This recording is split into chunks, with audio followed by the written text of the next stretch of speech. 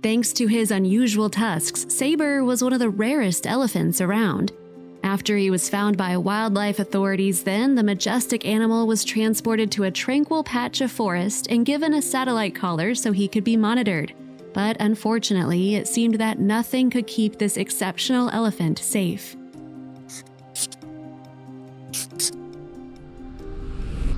Saber the Bornean pygmy elephant was first discovered in the summer of 2016.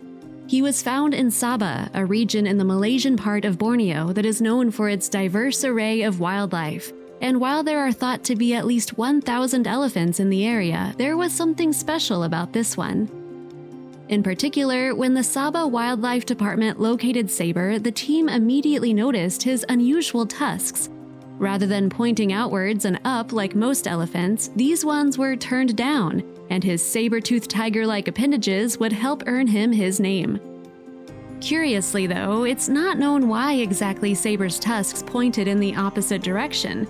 Still, his appearance was noted to be similar to that of a Dionetherium. Those prehistoric elephants also had backwards tusks. The ancient pachyderms, however, had become extinct 2.5 million years ago. This is a rare find, but every elephant is unique on its own, Dr. Sin Nathan, Sabah Wildlife Department Assistant Director, told New Straits Times in 2016. As Bornean pygmy elephants are also considered endangered by the IUCN, however, Saber needed protection, and as a result, the decision was made to transport him from the palm oil plantation where he was found to a safe forest. Also, if you've not done so already, please subscribe to our channel and click that notification bell to get inspired by these animal stories every day. Now, back to the story. Saber's move was a wise one, as elephants in this area face many threats.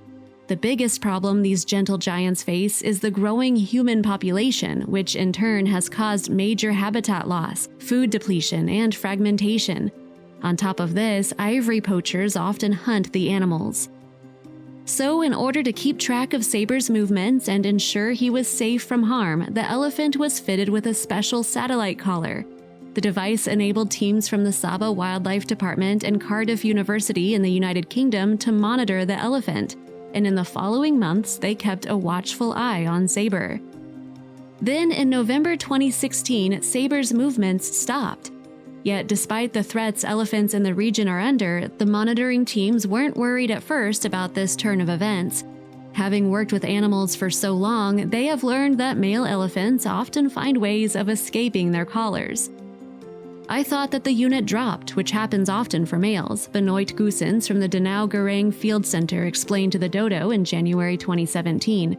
They find ways to get rid of the unit on the belt by rubbing on trees, and since it was in a protected forest reserve and that the Sabah Wildlife Rescue Unit was busy with other rescues, I did not worry too much. Almost 1 month passed then, during which no one gave Saber's whereabouts too much thought. But on December 26, 2016, a terrible discovery was made. Specifically, Sabah's Wildlife Rescue Unit stumbled upon the body of a 40-year-old bull elephant in the Kawag Forest Reserve. Apparently, the male had been murdered for his ivory tusks, and when Goossens heard about the body, it shocked him to the core. Even more ominously, the tragic remains had been discovered less than a mile from where Saber's collar had been last located. A panicked Goossens then got the Wildlife Rescue Unit to search for any sign of Saber, and sure enough, they found him, but it wasn't good news. My team and the Wildlife Rescue Unit found Saber's remains with the collar next to it, Goossens told the Dodo. A statement released on the Danau Gurang Field Center Facebook page in January 2017 stated, "We are absolutely devastated. There are no words to express our sadness and anger. We hope that the departments in charge will do everything to catch the culprit and that those crimes will not go unpunished." All that was left of poor Saber's mutilated body, meanwhile, were his bones. This led experts to believe he'd been slain just 1 month after arriving in the forest that was supposed to be his sanctuary. And just as worryingly, this implied that poachers were operating in zones that conservationists had previously deemed safe. It's no surprise then that the two murders shook the conservation world. Any individual killed is a huge loss, especially a male like Saber who was about 20 to 25 years old at his prime age for mating, Goossens said in his interview with the Dodo. The other bull was older, around 40 years. Losing 2 mature males is a huge blow for the population. Indeed, fewer than 1,600 Bornean pygmy elephants are estimated to be left in the wild.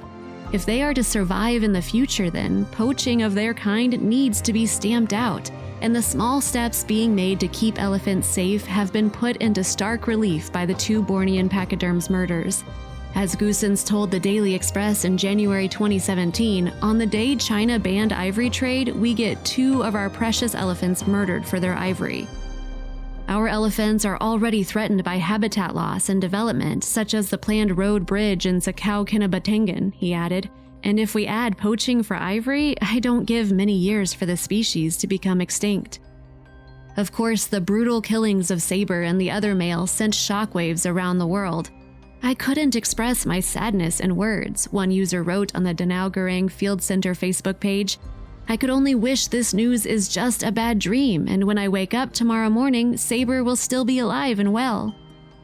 In addition, the Sabah Wildlife Department has offered a reward of 10,000 Malaysian ringgits, $2,000, for any information on Saber's murder. The reward is for information leading to the arrest and conviction of the poachers, Dr. Sin Nathan has said. Hopefully then, with all the press these awful murders have been given, Saber's poachers will be brought to justice. And given that they have exposed the brutal reality of the ivory trade, perhaps more people will condemn this savage practice. After all, tusks look much better on elephants' faces where they belong. If you like the video, please give it a thumbs up and consider sharing it with your friends and family. Thanks again, and we'll see you in the next one.